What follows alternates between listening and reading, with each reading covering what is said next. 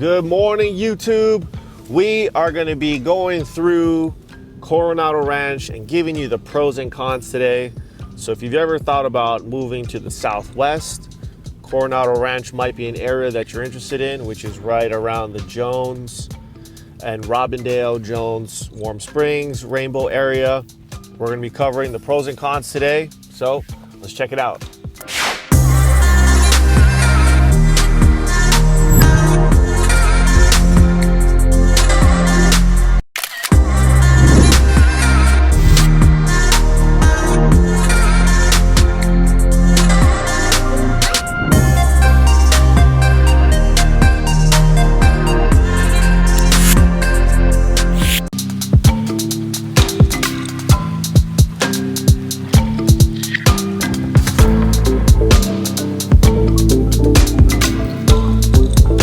Like I said, in today's video, we're going to be covering the pros and cons of Coronado Ranch.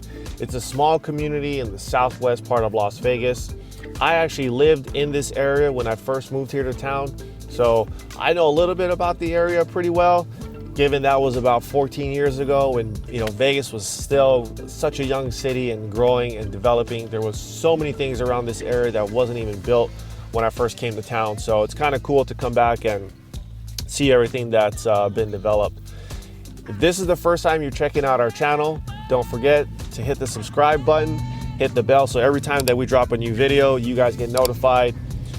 We love to share everything about Las Vegas and Henderson and anything that we can share with you guys about mortgages, real estate, living out here to help you with your move, because we're getting phone calls every day from people that are thinking about relocating, retiring, buying their first home here in Las Vegas. So don't forget, hit us up if you got any questions, specific properties or comments, anything that we can help you with. Drop that below, send us an email. We're here to help you guys out, and the only way we can help is when you reach out to us. So we'll be waiting for all those calls or text messages. So in today's video, we're going to be just doing a lot of driving. We're going to take you through the neighborhoods, show you some homes, what the community looks like. Not a lot of parks and stuff around here, so that's why we're just do a lot of driving. One of the pros about Coronado Ranch is that I feel that it's a really good community for first-time home buyers. I think that you get a good range of starter homes. As you can see, as we're driving through this neighborhood right now, this is probably your basic 3-bedroom, 2-bath, maybe 1,500 to maybe 2,000 square feet. I pulled the listings this morning. There were 8 listings within Coronado Ranch, priced anywhere from $199,000, which is a condo, all the way up to $499,000, which is a single-family home, and it was 2,900 square feet, 4-bedroom, 3-bath. Like, you can see this little community right here. Leo show them, look at these garages, right? 1-car garage, very small starter home, right? Maybe for a couple or maybe just a single individual. This is kind of cool to just get your foot in the door, just to be able to purchase your first home. You don't have a big yard, so you're not going to have a lot of maintenance. So maybe this is something for someone who maybe travels a lot, or you just don't have the time to keep up for a yard and you can actually purchase a home. This might be a great area for you because, again, low maintenance, easy upkeep, and you can purchase your first home. And the thing to remember, guys, this real estate market right now is so crazy. I have licenses in 18 different states, and I can tell you, every single state that we're working with buyers in right now, the market's insane. It's a seller's market. There's no inventory. Everyone's writing offers. They're not getting accepted. There's 10, 15 offers on a house. But the thing to remember is that when buying your first home, it's not going to be the end all be all, right? It's not going to be your dream home or your perfect home that you want everything in. It's literally just to get your foot in the door, right? Because once you purchase your first home and you actually can believe in yourself that you can purchase a property, it becomes a lot easier, right? The second home becomes easier. The third home becomes easier. And I always tell my story to a lot of our clients that we talk to is, you know, my dad kind of forced me to purchase my first house. And I wasn't thinking of buying, and, you know, he just kind of pushed me to buy it. And 10 years later, I still own the house. And at the height of the market, I probably had close to $200,000 worth of equity in the home. Now, I didn't want to sell or do anything with the equity, but I have the ability to tap into that. Now, could I have saved an extra $200,000 over that time frame? Probably, but it probably would have been a lot more difficult, and I probably would have tapped into the money a lot quicker than actually letting it sit there and save. So being a first-time home buyer, you start to build wealth, right? You start to build some extra cash and liquidity that you would probably not normally have if you were a renter. I mean, you can look at studies across the board. They do them all the time. They show, you know, the average wealth of a renter versus someone who's living in a home. A homeowner always has more wealth for the most part. So again, right, if that's your gateway to help you to start building wealth, not only for yourself, but your family, get your foot in the door, right? Get your foot in the door just so you can get that first house under your belt. Then who knows, maybe you start to make a little more money. Maybe you get married. Now you got 2 incomes. Now you start to look at buying investment property, right? That's where you take your whole wealth and your whole investing into another level, because now you're able to start leveraging money. And the way interest rates are today, you can't beat that, right? Interest rates are in the 2s, sometimes low 3s, depending on what part of the country, how much money you're putting down, and all the other factors that go into that. But you're borrowing at all-time record lows, and you can leverage that to buy real estate and start building your investment portfolio. Another pro is that there are a handful of gated communities here in Coronado Ranch. So if some of you are looking for a little more security, again, these aren't guard gated, but at least there is a gate. And, you know, there's pros and cons with the gate in itself. But if staying and living behind the gate is something that means something to you, you can find that here within the Coronado Ranch community. Another pro is that within close proximity to Coronado Ranch, there's lots of great food. On Rainbow, you've got tons of foodies for all the foodie spots that people like to go to, with like ramen places, Korean food, a lot of good ethnic food right around this area, literally just minutes up the street towards Rainbow. And then you also got this massive shopping complex that has Best Buy, Home Depot, Walmart, you name it, everything's in there. So shopping wise, I think this entire area is super convenient. You can either head up to Rainbow and pretty much get whatever you need, or if you need to get to the Strip or the airport or anything, we are located pretty conveniently, in my opinion, to the 215, which is probably less than a mile away from us. And then again, right, you can hop on the freeway, you can probably get to the Strip or anything within, I would say, maybe 10 to 15 minutes. So location-wise, Coronado Ranch, I think, is in a pretty prime spot. You can get to schools pretty closely. You've got the freeway, hospitals, and like I said, shopping and food. Tons of choices. I like to go out and eat ramen quite a bit, or even Korean barbecue. They have some great restaurants right here in the southwest part of town, which makes it a little more convenient because I don't have to drive all the way to Spring Mountain, which is where is what we call Chinatown, where all those restaurants are. So it makes it a lot more easier for guys like me that live either in Southern Highlands or maybe here in the Southwest, and you don't want to make that extra trek down to Spring Mountain in order to eat some good Asian food. Jay, check this out. COVID's not stopping us out here.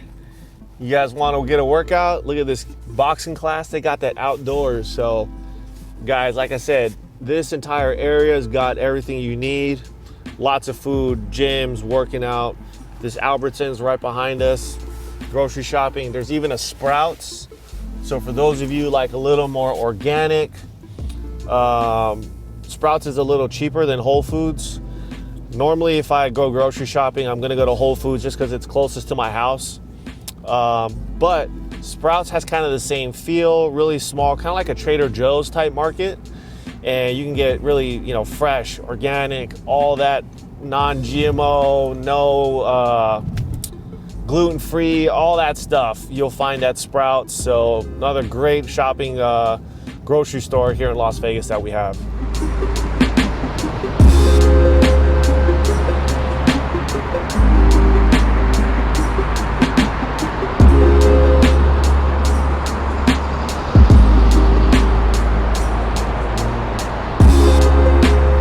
Another pro for the area, if buying a house is not for you, there are a couple of pretty large apartment complexes here. So this one we're just kind of taking a quick spin through is called the Covington at Coronado Ranch. I believe there's also a Coronado Bay that's also pretty big. So again, these are probably 1 to 2 bedrooms, probably $900 to maybe $1,000 for rent. And this might be a place for you to kind of get your feet wet, figure out if you like the Southwest, if you maybe even like Las Vegas. But that might be a place for you if buying is not your cup of tea.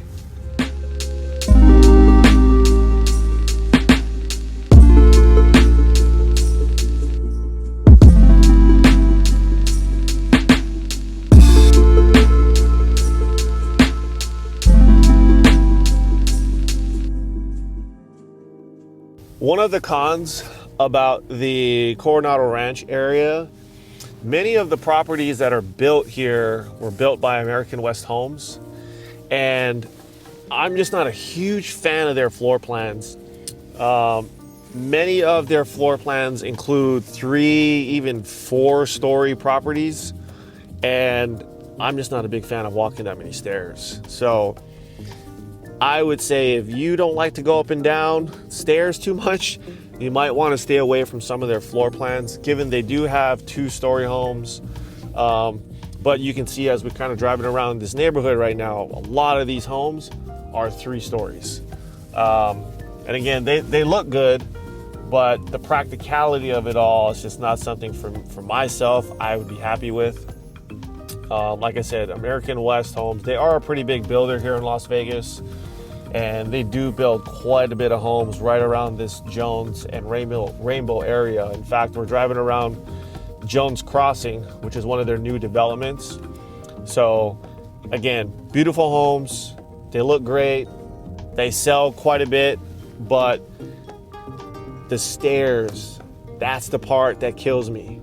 I don't want to walk up and down that many flights of stairs. And some of these homes go up to 3,000 plus square feet. So a lot of square footage, but in fact, Leo, show them this one right here. You can see these 3-story homes, and some of these even have a bottom, kind of not necessarily a basement, but there's kind of a step down when you get into the home too. So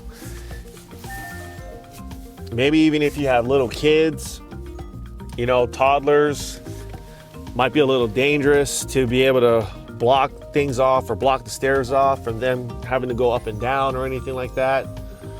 So definitely a con if that fits your criteria.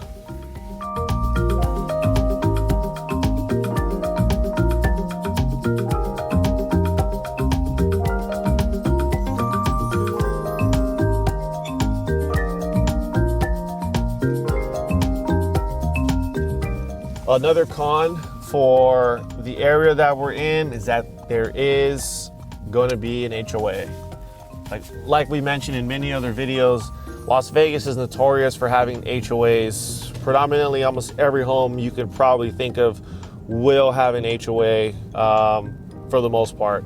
And based on the homes that I was looking at this morning, the cheapest HOA that I found was about $14. So not entirely bad for the area, considering the HOAs usually just cover the common maintenance, common area maintenance.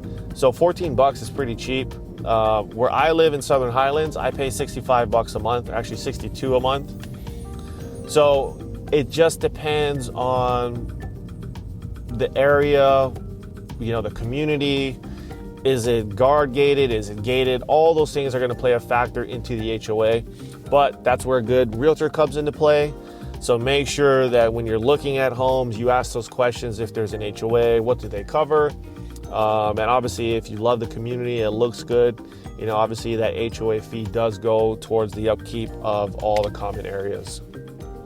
And if you're looking for a community that has parks within a walking distance, Coronado Ranch, it might not be the place for you because most of the parks you'll have to drive to. We've been driving around through a bunch of different neighborhoods right now this morning, and we've only found one so far that has actually had a park within the community. So unlike some of the other areas that we've done, like Summerlin and even certain parts of Henderson and Green Valley, there's parks everywhere. Here, like I said, we've come across maybe one so far within a community. I think the rest you'd have to drive maybe 5 to 10 minutes away. So not a horrible drive, but if you like to get out, maybe take your dog for a walk before you got to run off to work, this might not be the place to live.